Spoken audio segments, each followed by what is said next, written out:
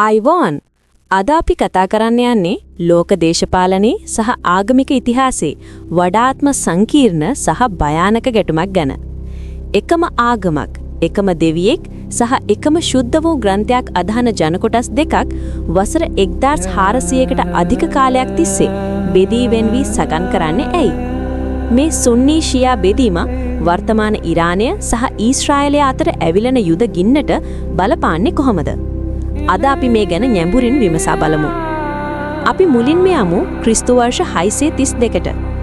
ඉස්ලාම් දහමේ ශාස්ත්‍රු මුහම්මද් නබිතුමාගේ අපවත් වීමත් සමග මුස්ලිම් ලෝකයට විශාල ප්‍රශ්නයක් මතුවුණා. ඒ තමයි ඊළඟ නායකයා කවුද කියන එක. මෙතනදී මත දෙකක් නිර්මාණය වුණා. බහුතරයක් පිරිස කිව්වා නබිතුමාගේ සමීපතම මිතුරෙකු වූ අබූ බකර් නායකයා විය යුතුයි කියලා. ඔවුන්ව අපි අද සුන්නි මුස්ලිම්වරු කියලා හඳුන්වනවා. සුන්නා කියන්නේ නබිතුමාගේ මඟ පෙන්වීම අනුගමනය කරන්නන් කියන එකයි. නමුත් තවත් සුරුතරු පිරිසක් කිව්වා නායකත්වයේ ලැබිය යුත්තේ ලේ උරුමයෙන් නබිතුමාගේ පවුලේ කෙනෙකුටමයි කියලා. ඒ අනුව නබිතුමාගේ බෑණනුවන් වූ අලි නායකයා විය යුතු බව ඔවුන් විශ්වාස කළා. ඔවුන්ව හඳුන්වන්නේ ෂියා මුස්ලිම්වරු කියලා. මේ සරල නායකත්ව ගැටලුව පසුකාලීනව කරලාවලදී සිදු වූ සටනකින් සහ ලේවැගිරීම් වලින් කෙලවර වුණා. අදටත් මේ මතවාදී බෙදීම මුස්ලිම් ලෝකයේ ඇතුළත තදින්ම තියෙනවා. දැන් අපි බලමු මේ ආගමික බෙදීම දේශපාලනයට සම්බන්ධ වෙන්නේ කොහොමද කියලා. ලෝකයේ සුන්නි මුස්ලිම්වරුන්ගේ නායකත්වයේ ගන්නේ සෞදි අරාබියයි. ෂියා මුස්ලිම්වරුන්ගේ ප්‍රධාන බලවතා තමයි ඉරානය. මේ රටවල් දෙක මැද පෙරදිග කලාපේ සුපිරි බලවතා වෙන්න උත්සාහ කරනවා.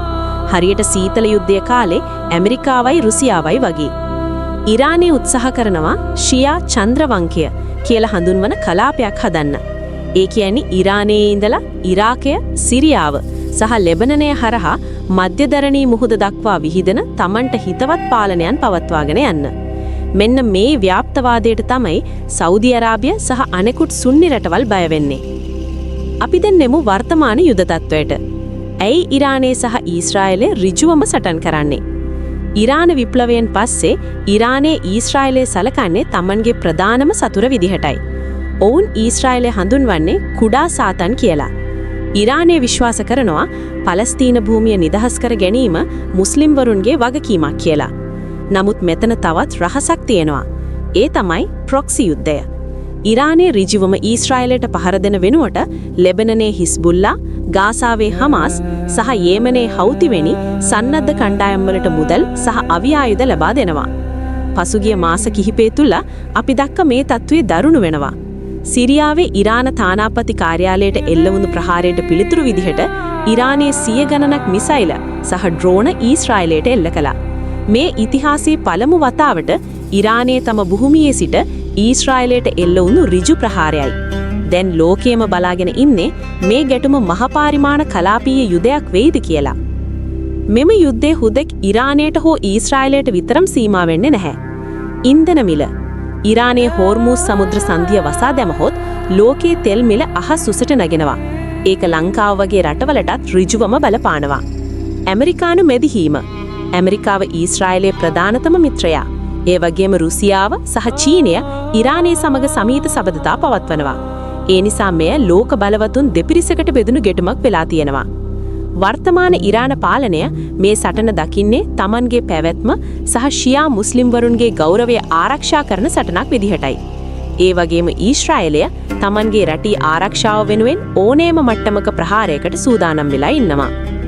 අවසාන වශයෙන් සුන්නි ෂියා බෙදීම කියන්නේ අවුරුදු 1000කට වඩා පැරණි ආගමික මතභේදයක්. නමුත් අද ඒ ආගමික ලේබලයේ යටතේ ක්‍රියාත්මක වෙන්නේ නවීන දේශපාලන සහ යුදමය උපාය මාර්ගයන්. මේ ගැටුමේ අවසාන කොතැනද කියලා කාටවත් කියන්න බෑ. නමුත් එක දෙයක් පැහැදිලි. මැද පෙරදිග අස්ථාවිරත්වය කියන්නේ ලෝකේ සාන්තියට එල්ල වුණු විශාල තර්ජනයක්. මේ වගේ තවත් තොරතුරු ජනගන්න අපිත් එක්ක එකතු වෙලා ඉන්න. ස්තුතියි.